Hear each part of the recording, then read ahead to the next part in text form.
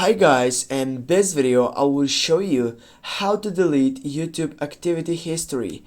Firstly, what you need to do, you need to tap right on your library section and you need to select the first option on it, history.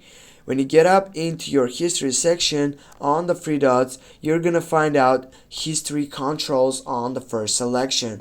Here, as you can see, you have many options right there, and also here it is the option clear watch history. By clearing the watch history, you're gonna clear that activity history.